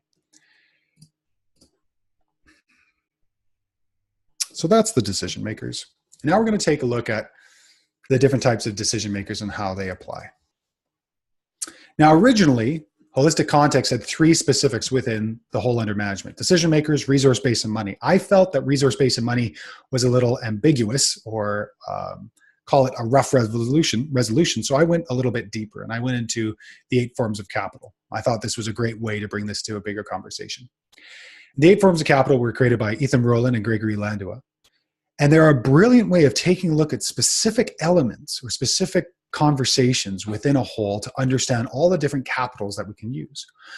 I've presented before where some folks have had a problem with the word capital. It's really rubbed them the wrong way. So if you want to do the 8 forms of resources, or the 8 resources, or whatever it is that helps the cognitive process flow better, go for it. It's just a word, and we're just using the word to say that there is a resource here that we are using or building. Now, as we take a look at these 8 different areas, as we take a look at, first and foremost, living capital, this is everything living within a system: the soil, the water, the animals, the plants. It's all the living conversation. As we take a look further, we get into what's called the spiritual capital, which is the faith, the karma, the presence, or even more so, the why, the deeper why of why you're doing what it is you're doing and why the different decision makers are. Now, immediately, folks are going to think, I have to build this for my project, and chances are some of those veto-powered primary decision makers aren't necessarily going to want to go through this process. Fair enough. Sometimes they don't, and sometimes they do. If you explain the benefit of this versus this is the tool, don't use the jargon, don't say holistic context, don't use any of that. Don't even say it's from holistic management. Just say I use a decision-making tool and priority setting tool that is exceptionally effective, and I'd like to build this if possible. So that's an important piece to understand, is that the more you use jargon and the verbiage of a specific process, the less enjoyable it is for the people that don't understand it. So with a number of folks that I do this one-on-one work for my land design clients, I don't use all this jargon. I just say, what do you want? What are you creating? What's important to you? Why do you do what you do? What do you have on site? What have you done? I just use basic common language. So again, this is just a way for us to understand it and talk about it at this level. Spiritual capital, I'll show you some examples of that tends to baffle people a bit. Cultural capital, story, myth, and song. So we already started the conversation today by talking about myth. And this is a great place for you to actually start to really take a look at it. What are your beliefs? What are your myths? What are the stories of your place? Now, some folks think, what are we talking about? Are we talking about like the mythology? Are we talking about, things that just seem totally not useful? Well, partially we're talking about those larger indigenous stories, the indigenous story of the land, but we're also talking about the story of the people who are there. We're talking about your story. We're talking about your beliefs. We're talking about the things that are actually going to indirectly and directly create the success that you're trying to within this property. So I'll show you some examples of that. Finally, we have social capital. These 4 are called what's called the nurture capitals because they produce the other 4. Social capital, all the different people. If this was a song, it would be who are the people in your neighborhood? And we're going to take a look at how we create that. Next, we have the experiential capital. So the embodied know-how, the things you've done, the things you understand. We have intellectual capital, the things that are still in your head, or the information or the knowledge. So again, this would be the things you've actively done. These are the information or knowledge pieces. Have material capital. This is all your stuff. And then we have the financial capital, the money, the securities, everything underneath the mattress, so to speak. So I'm going to come out of this process, and I'm going to go back to that big inventory, and I'm going to walk through this with you guys. So living capital, you guys are already looking through it, I'm sure. So I like to delineate ownership or access. What's the land? What's the livestock? What's the plants? And for each of the different folks that are the decision makers that are active in primary or secondary, I like to take a look and take a conversation about what is the health, current percentage. What's the spiritual health? What's the emotional? What's the intellectual? What's the physical? This is a metric to come back to see if you're actually improving using holistic context. Pretty straightforward. Any questions, feel free to throw it out. Spiritual capital. So spiritual capital is my why, the intent. As we see up here, the intent, what drives or guides the actions of this whole and its decision makers. So for me, it's to live well and to be aid to myself and others, to live understanding pain and to accept it when it exists, to live to understand and work with the depression that I was given as a tool in my life, to help others understand where and when I can, to constantly improve, to love and be loved, to understand myself every day. The Permaculture Prime Directive, I find, is one of the most important pieces of my spiritual core to take responsibility of myself and for that of my family. The ethics, I also believe, are a big core of who I am, to help, not harm. And then my partner's really into Kabbalah, and I'm really starting to learn about it. The affinity is really how it applies to you. How much do you attach yourself to it? So you can see that this is really my guiding star, my guiding light. If you or your family or the decision makers are religious, the religious doctrines or the deities would go here, the general tenets of the conversations. And then why is it important to you? And this is important because you need to really start to build it out and understand this conversation for yourself and how you work it. Cultural capital. Cultural capital is the stories, the taboos, the myths, the narratives, the things that are active inside of you and the things that you do, the rituals and beliefs. So rites, rituals, ceremonies, things that come into being. You know, for most of us in North America, and for those of you that are not in North America, you probably have more rites and rituals, but most of the rituals I've been exposed to are the ones I've had to create. So I do a seasonal life review of my holistic context and my goals and what's happening. I take up a 10-day reflection process through a technique called Vipassana. Once a year, I'm going to move to twice a year. A taboo for me, one of the few taboos I have, is do not kill or harm human beings. And I've got some stories and some narratives that actually affect who I am. I've got some heritage stories. I've got some narratives of making music, some narratives of music, you know, some points of view. I believe that we're made to think a certain way to be controlled. I believe we've been domesticating humans since we started farming. And the domestication comes in the form of belief and belief systems that we feel we can and cannot transgress. That's a belief I hold. That's a story I hold. We are able to better ourselves. You know, that's an important piece. That's an important piece that I believe. Generally, we all need to be kind and loving to each other. Again, that's a cultural capital that I alone hold. It's not everybody's conversation. And then I've got a couple of other pieces about homesteading and nerd and gaming and queer culture and audiophile and things of that nature. Now below, for folks that are interested in going deeper into the beliefs conversation, is I've got a belief diagnosis here, which is something I use with folks who do one-on-one work. And if any of you are interested, feel free to reach out. But what's great about that is it's going to ask you a bunch of questions about what you believe about your body, your health, your farming, and your work. And this will be an important one for most of you. What is it about your work that you believe?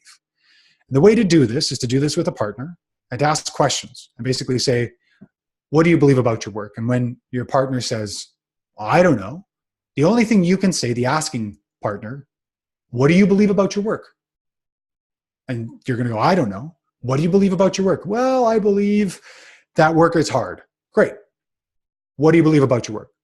The asking partner can only ask those two questions. What do you believe about your work? Thank you, or great, and on you go. And they're just going to document. So if you haven't, reach out to somebody else in this program. See if you can find an accountability partner with this program to connect with weekly about the information. Unless you have a project and you have a number of people in the project, in which case you can talk to each other. But it's really good to reach out to other people because you're going to have so many more insights if you work with somebody else. So this is one of the great ones to ask. Sexuality, potentially, my abilities, my limitations. Some of these may not apply to your situation in terms of the farming context. Take the ones that apply. And as Bruce Lee said, take the best, leave the rest, and add something uniquely your own. Social capital.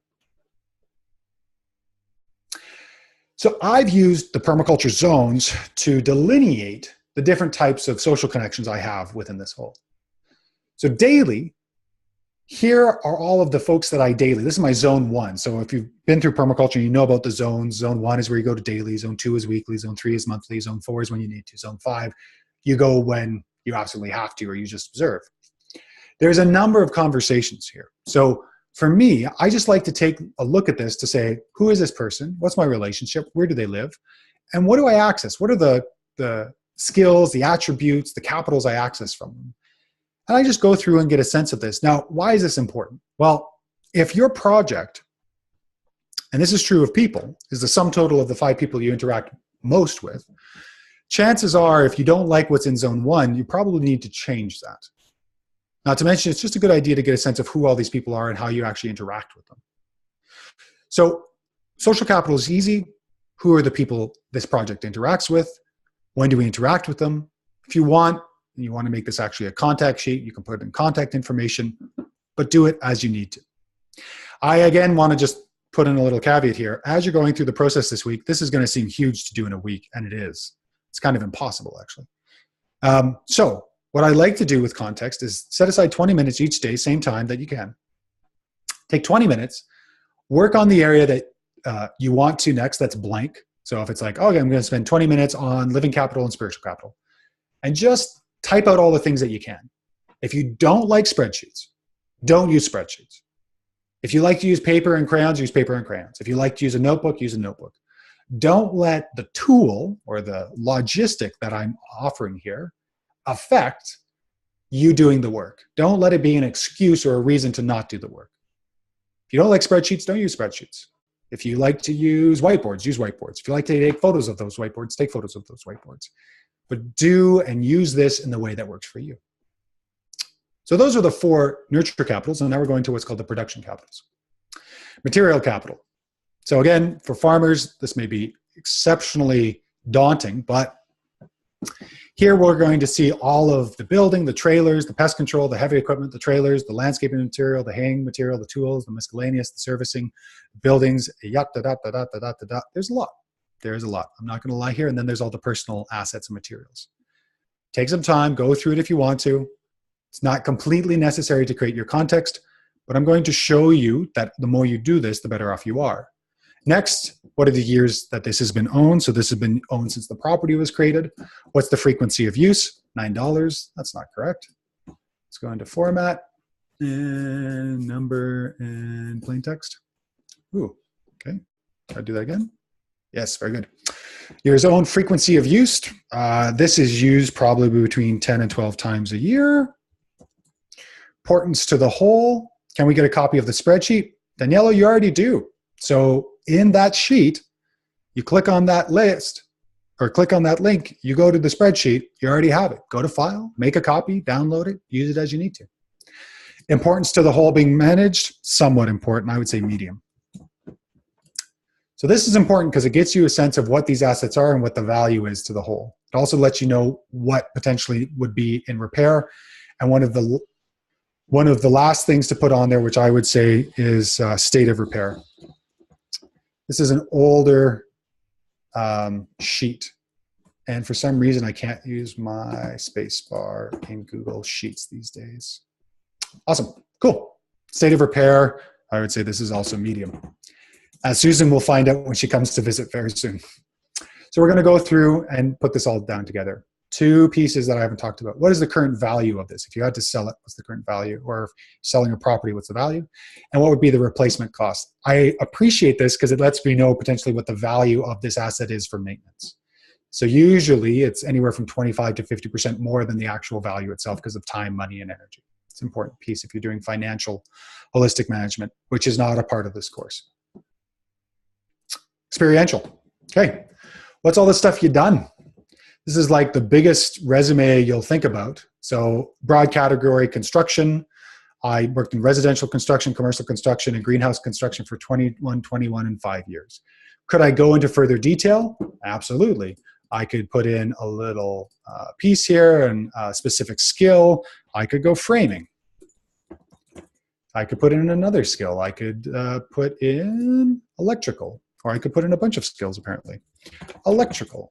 I could put in plumbing, which I know how to do. I could put in foundation work. I could put in cost estimating, right?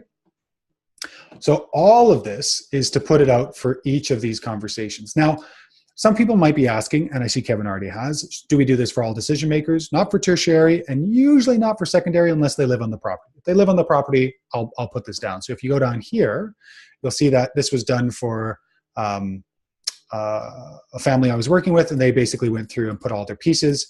And this was done before I had these categories, so I haven't yet translated it up here and put in duration and whatnot. So yes, I would do it for all the primary and the secondary as they're willing. Again, you're going to find if you on a property that has an absentee landlord landlord, chances are they're going to be a bit resistant to this. So chances are it's not necessarily going to come about. But you can try and you can ask. Great, intellectual.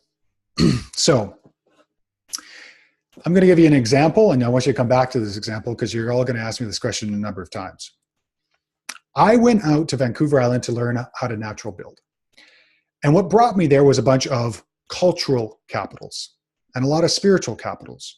Who I am, what's important to me, help not harm, be the most of aid to myself. I went to go learn natural building because of my spiritual capital and my cultural capital. I have cultural capitals like it's important for people to know how to build their home. I think people should be able to house themselves. I think most of us are generally domesticated and pushed to do things we don't necessarily want to do for the benefit of other people. That's what brought me out there. Experientially, I learned how to do a number of natural building things, or natural building skills, pardon me. I learned how to work with cob. I learned how to build homes, wall construction, mixing. I learned how to do mixing in certain types of ways. I learned how to do hand, foot, skid steer, rototiller.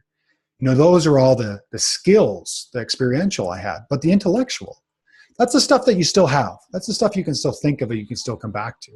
It's the stuff that you still can come back to years later. So I still have some, down here, I still have some natural building skills in there.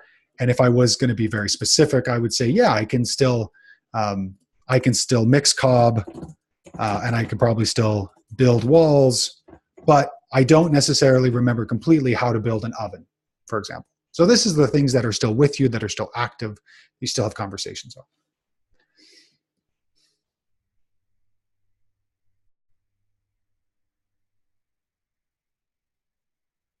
So again, everybody, if you go to the holistic context worksheet, as I was showing everybody,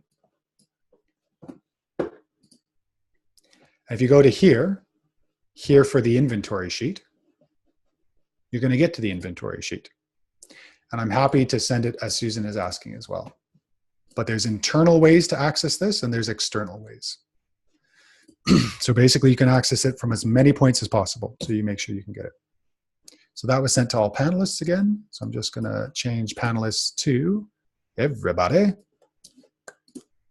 And there you go. So you've got it not only in the document you already have access to, but also in the chat. Last but not least, financial capital. Burn rate. Repeat it after me. Burn rate. If you do not know the burn rate of your enterprise, of the whole you're managing, this is first and foremost. We operate in a world that operates on the fiat money system, which means you need to know what it costs for your whole to live on a monthly basis. Every month, you need to know what are the reoccurring costs so you know what it takes to keep it alive. It also gives you a sense of where to cut. The burn rate is important. You need to go down and take a look at all of the different pieces that keep this project alive. And because this was taken about the project of family and farm, because it's one and the same, we get a sense of what the total burn rate is. Burn rate is exceptionally important to know. This is the farm burn rate process. Then we have the income potential, and then we have the difference between the two. Down here, you'll take a look. This is a personal burn rate if you want to take this format. Take a look at it all, and if you're working on what's called the alternative retirement strategy, which I don't have time to go to, and it's not a part of this course, but if folks ever want to just reach out, I'm happy to talk about, because I won't get a pension, so I have to take a look at something differently. I can talk about this later. Financial capital. You need to know what all the different bits and bobs are for this project you're managing. So those are the living capitals.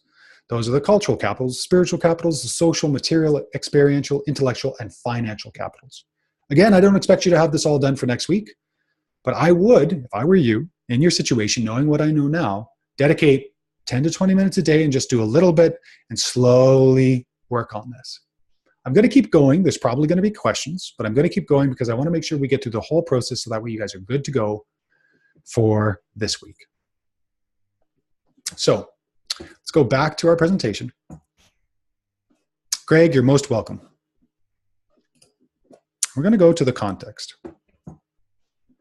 Context. So we've already talked about the inventory. Inventory is the present. Now we're going to go into the future, the holistic goal. The holistic goal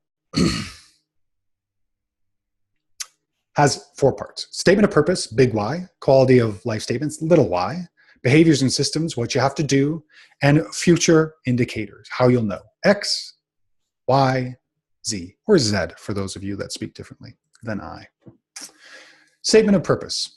So first and foremost, if 2 or more entities are coming together, this is the why of your whole. And for most of you, although I didn't want to do that, I'm going to go back. For most of you, this is going to be some sort of intent. This is some sort of bigger conversation. Now, most of you will have what's called a destiny statement of purpose or destiny intent statement, which is the big one. It's the big purpose.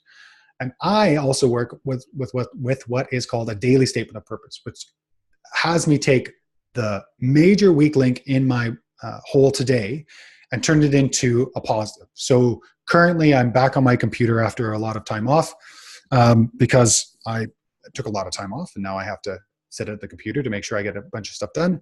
And my weakest link is I move or I don't move. So my daily statement of purpose is I move. And it's on my computer. It's on a bunch of my lock screens. It is, in some ways, I can't tell you all the details, is my passwords for major password managers with a bunch of different characters. So don't try and brute force your way into my computer. But it allows me to type it every day and really get into it when I need to. So that brings it up. So that means I start making decisions based upon I move, which is my weakest link to improve my weakest link. So as we take a look at some examples here, this was a poultry farm I worked with. We nurture our surroundings, knowing and celebrating its value. And daily, we know our product's value. This is the same folks I was talking about that were working on that $3.50 egg per dozen. So they really need to know their value. So every day they really worked on their value, and that brought up a bunch of personal beliefs that we then worked upon to improve their overall quality of life, because that was the major weak link. So they hired me to go through these belief systems with them. These can be short, and I highly recommend you make these short. So ridiculously short, so short that you could remember it no matter what. That being said, there are some amazing folks, Helen Lewis being one of them, that really have long statements of purpose. And it's not what I recommend, but some people do. So for me, this is both a statement of purpose and quality of life statement. So really what we're talking about here, and we'll go back to our sheet, back to our form. So going back to our context. Statement of purpose. This is the why of what you were doing. So first and foremost, we're going to ask you to take a look at the 3 words that are really the intent or the why of what it is you're doing. So it could be health, impact, and abundance. Next step is we're going to take those 3 words and work them into a sentence or a statement that follows like so. We, this whole, this project, this farm, this family. So this farm exists to improve our health, create an impact for our family, and build abundance. So you could further refine the statement of purpose into this farm exists to build health and abundance through a positive impact. So you can take a look here for examples of different contexts that I've worked with and I've helped people build. Again, steal everything you see on there. Take different people's contexts, take people's different statements of purpose and quality of life statements and behaviors and systems, make them your own, but really go through this process. So the first piece here is, what are the 3 words that encompass the why of your project or whole? So for the farm that I was speaking about, it's really a place to recharge is a big one for us, recharge. It's a place to have solitude, which also means I don't do almost any workshops up there because of the primary decision maker's wants and needs. And it's also a place to enjoy. So next, what we would do is we would take these 3 words and make a sentence. So our land is our place to recharge in solitude and enjoy. Something simple, something easy. Okay, if you would like to make a daily statement of purpose, the daily statement of purpose statement of purpose, take the weakest link, and turn it into a positive statement. So if, let's say, the finances were an issue, as I saw a bunch of people have, if the finances were an issue, so finances, you may take your away statement and turn it into, we know and enjoy managing our finances. Now, some of you might be saying, well, that's actually not the case. So why would you even say that? That seems ridiculous. That seems like an affirmation. And we all know that affirmations have some issues with actually being usable. So the issue with this is that when we make decisions throughout the day, we know and enjoy managing our finances. When we come up against something that doesn't allow us to enjoy and manage our finances, we'll actively change our behavior or the decision we're making. As Thomas said here, another way has instructed me to work on the daily statement of purpose was to write it on a card, put it in my pocket, and invariably you'll count it multiple times a day. So yeah, in terms of usage, you can do that. You can make it your lock screen on your phone or your screen on your computer. I worked with a farm manager and he basically had it in his pocket as a post-it note. And of course, farming, it got wrecked a bunch of times a day. So whenever he took a break, he would rewrite it to really embed it. But I would recommend walking that way with the statement of purpose. So next, we're going to take a look at the quality of life statements. So quality of life statements are really the why. What do you really want to be true about this whole? Quality of life statements are what you want to be true. It's the why again, but the small y, the little y. And quality of life statements really take a look at the statements that reflect the whole's decision makers. They are in the present tense and do not include decisions.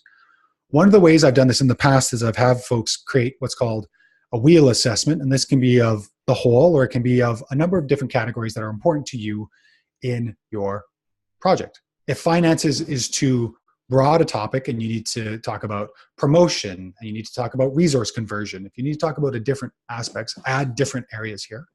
But what you do is you ask, what is my current satisfaction with each of these different categories? And you rate it. So you could say, currently my satisfaction with the community, with my project is a 2, education is a 9, 4, 3, 7, 5, 6, 8. And it's a metric to understand where that satisfaction is. So what is the current satisfaction within each category for our whole? What would bring our rating up 1 unit and what would bring it up to a 10? So this is a good point to take on at some point. For this next week, all I want you to do is actually work on the 3 weakest links currently in your project. So if you take a look back on the sheet says, what are my 3 major weakest links?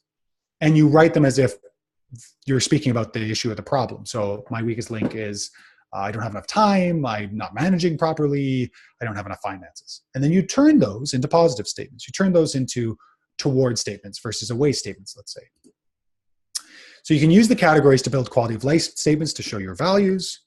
And again, if we go back to that previous quality of life statement, which was actually a statement of purpose, it might look like this. If we go to our poultry farmers, we support ecological diversity that is started and propelled by our hands and sustained by ecological cycles. Wonderful statement of purpose. So again, moving back to our other worksheet. So the 3 options here are, we don't know what direction we're headed, which would be within the category of direction. We have problems converting feed into stock weight, resource conversion. Our relationships with neighbors are poor, community. So we're going to flip each statement to how you would like the quality of this aspect to be in the project. We are confident in the direction we're headed. Our animals put on weight easily. Our relationship with our community members is excellent. Now, you could always remove words and make that tighter. So what I want you to do this week is to create 3 quality of life statements for the 3 major weakest links. Ask yourself and your decision makers, is there any this is what I want you to do, is to create these 3 quality of life statements. So you're going to put down your quality of life statement number 1, quality of life statement number 2, and quality of life statement number 3. So we're going to use these 3 that we have here as our example. So here's our first one, here's our second one, and here's our third one. Now, this is the question that can help you build more quality of life statements quicker than probably anything else. And it was a great addition to me by Dan Palmer recently. Whenever you're done and you feel that your holistic context is finished, ask yourself and your decision makers, is there any situation where all of these quality of life statements are true and we're still miserable? If so, there are more quality of life statements to create. So that kind of gives you a process about how to go about creating this. So again, quality of life statements are what you want to be true, about the whole you're managing, the project you're managing. You're going to take the first 3 weakest links that come to mind right now, and you're going to turn them into positives. So instead of, I don't know where we're headed, we're confident in the direction we're headed. And you're going to build that out on a point-by-point basis. Next, we're going to take a look at what's called behaviors and systems, has also been called forms of production or enabling actions by others. And this is where we start to get, if you've been have any inclusion of holistic management in your life, you're going to find that some of my verbiage is different. And it's just because I found that Alan Savory's forms of production was difficult for people to understand.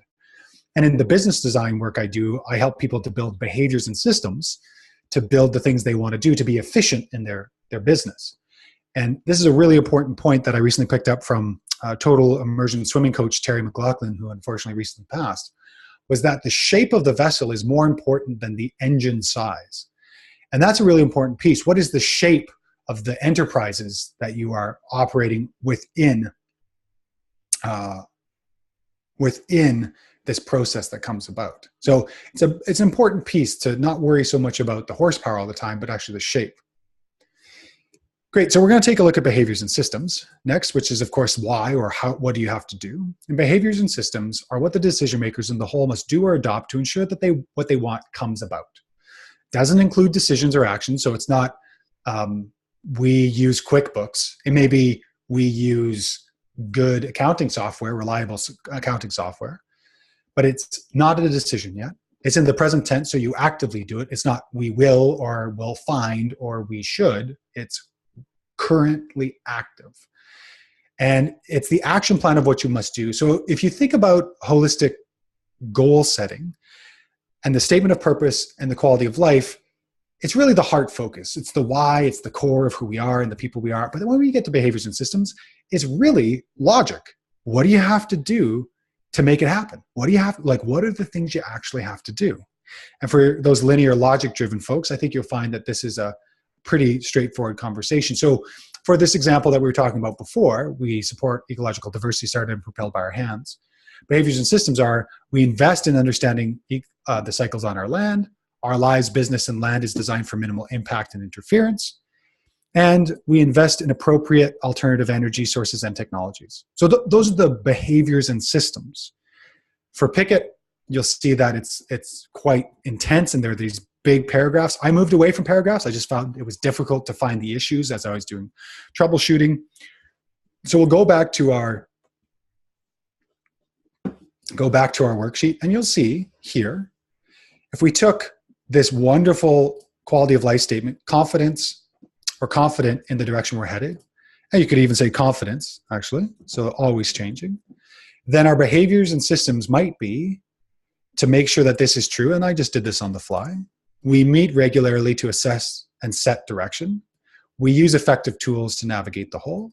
We address decisions at the level necessary, and we document our work. So those would be the behaviors and systems necessary for the quality of life. My ask for you is only to develop 2 or 3 behaviors and systems for each of the 3 quality of life statements you created. So take the time to go through and build those out this week. Last but not least, the last part of our conversation here within holistic context and in this holistic goal setting is the future indicators.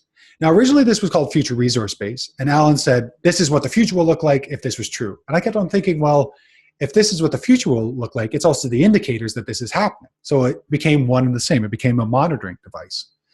So future indicators, in 7 generations, what will our land, our community, and ourselves look, be, have, do, and feel like if this is true? So keep it short and really to a state of being. This includes the state of being for the decision makers, the home, the work, the infrastructure of the community, the land, the ecological systems, includes it all. So future indicators here for Pickett's, we are loving, grateful, positive, friendly, there's a lot here. And again, I'm a big fan of making it really tight and small and connected. So one of the things that I did was really try to keep it quite tight with the work that I've done. So as we go back to our worksheet here, you can see here, if you're confident in the direction we're headed, we meet regularly to assess and set direction, which is a behavior and system. We use effective tools to navigate the whole, which is a behavior and system. We address decisions at the level necessary, which is behavior and system, and we document our work. It means that the indicator, how we'll know that this is true, is that decisions are made easily, or maybe we don't fear making decisions, or they don't give us heart palpitations. And everyone on the farm knows our vision and works towards it. So what I want you to do now, in your own time, to help you understand this, is for the other quality of life that we took a look at before, take the time and develop the behavior and system you think you'd have to do if you had animals, and this was a quality of life for your farm that you would have to create a context for. So I'm asking you to work on this first, so this will give you the experience to then develop it yourself. So if animals put on weight easily, a behavior and system might be that we have access to and a process to ensure that feed gets to the animals. That could be a behavior and system. An indicator would be, I visually see that the animals are putting on weight, for example. So add one or two future indicators to the quality of life statements you develop for the project or whole.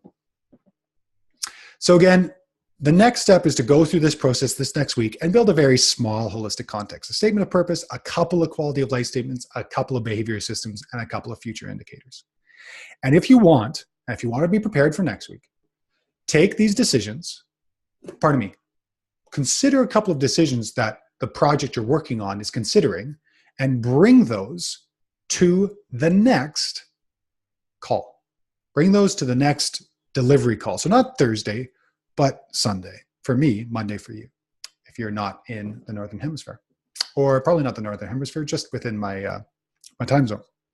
And what I want you to do is bring me 4 decisions. Bring us 4 decisions. 2 decisions under $200 and 2 decisions over $200. So for example, should we plant 24 or 48 carry rows? Should we start human manure composting toilets? Should we invest in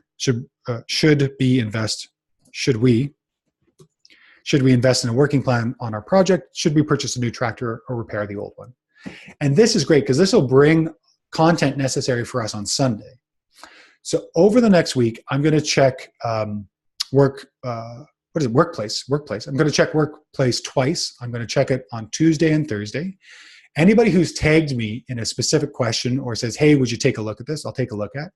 Normally, I'm going to tell you the same principles that I've already told you in this conversation if you haven't followed them. So if you're thinking, he's not even answering my question, I am.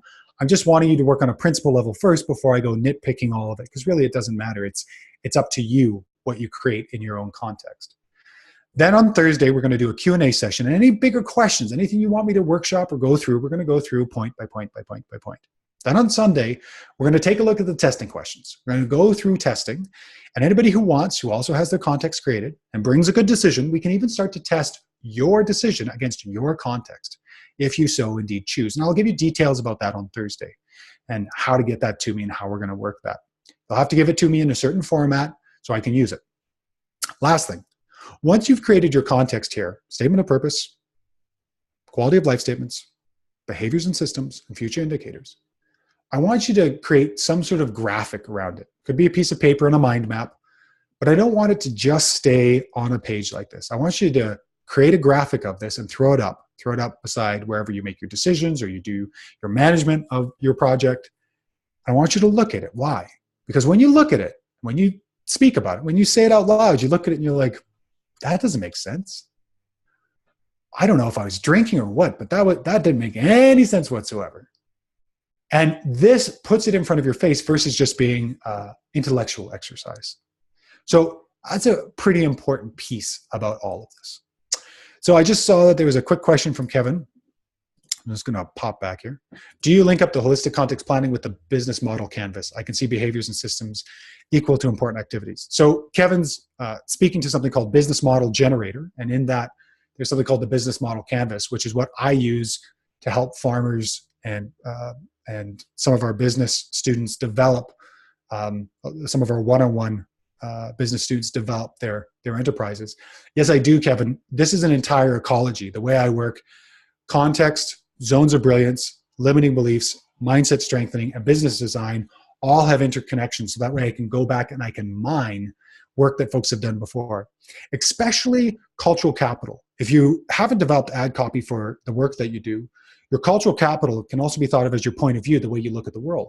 And you can mine that for specific ideas, specific thoughts, or specific ad copy to put out there into the world. And if you look at really good websites that you look at, you're like, that really speaks to me.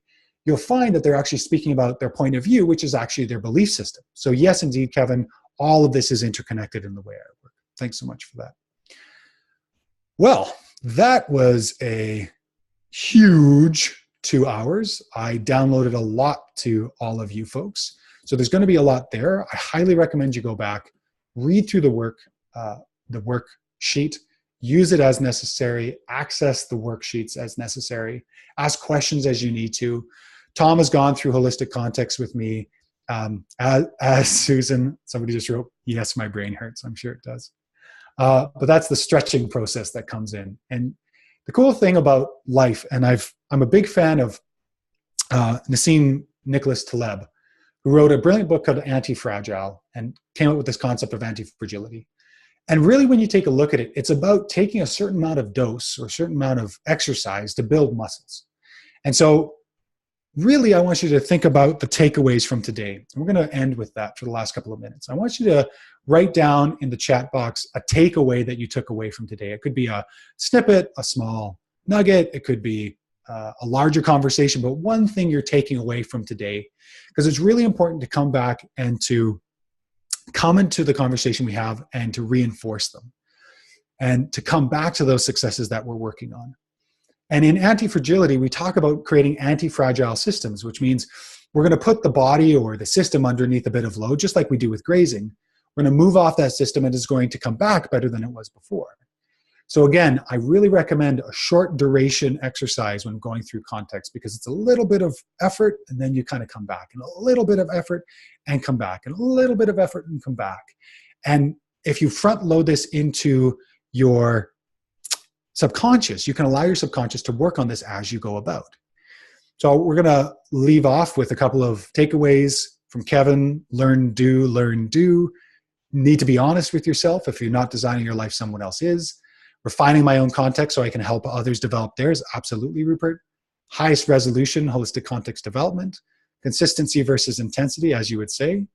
So many stones unturned that provide a lot of hope. Details are good. Get it down, get it good. What is the heart of the enterprise? Write it down. The point is not to build the context. The point is to use a context and to really build a holistic way of thinking and creating. Context clarity, ability to design. Build the journey together so everyone can be on the same train for a ride of a lifetime. Oh my good. That's a quote. There you go, Tom. Look at weak points first. Emotional and mental resistance training. Yeah, I'm a huge Star Wars fan. This is all Jedi training to me. This is just to be exceptional Jedi warriors as we go throughout life. And I know that when I work in landscape or farming, it's really about finding those moments that kind of push things forward. So I really appreciate everyone coming on the call today and just connecting. Really appreciate that. Susan, I don't know if it's a part of this work, but if you could, I'd love to save the chat even for my own use in future work. Thanks so much for everybody's time. It was a great pleasure. I will share the presentation, Robert, and I'll send that out to Susan and co quite quickly, so that way it'll be out to everybody. And I'm sure all of the related links will be in a place that folks can find. Fantastic, Javin. Can you hear me now, mate? I can indeed. Yeah, great. Well, that was, take a drink of water, mate. I know that feeling. Sometimes it gets a little breathless, so no, brilliant work. And Javin didn't point this out this time, but at the first Rex that we did together, he said, I'm trying to condense 6 weeks into 2. So we certainly got that today, and I really appreciate that, mate. And I know that all of those and on the call and those who will be watching later will get an enormous amount out of this, not just now, but well into the future. All of the great thing about Zoom, as you may well know already, is that Javin, is that we can split out automatically the audio. So a lot of people will find this really useful to just pop in your car when you're driving somewhere, or when you're out doing some of that work that you've mastered, and Lifetime. I wouldn't say mastered, but worked on quite a bit. You can put your earbuds in and get cracking on. Those sorts of times. And yeah, thanks, mate. I mean, what can we say? More than thank you, and brilliant leadership, and brilliant to pull all of this together. And we look forward to you being harassed on Tuesday and Thursday. I'm glad that's your inbox and not mine. That's all I can say. Harass away. Good on you. All right. Well, thank you so much, and thank you to our team who helped us today, in Susan and Tom and Graham, and I didn't quite get Dan in today. I think we missed that boat, but thank you to all of you. Thank you to all of you for wonderful questions. They will, because they're in the chat. We get the chat log straight up, so that's all great. And we look forward to, well, I said it will be a really reason that you thought last week was we got into things sort of slowly. Well, I said the welcome to the Javanosphere. We are. All right. Thank you so much, and have a lovely day, everyone. Thank you.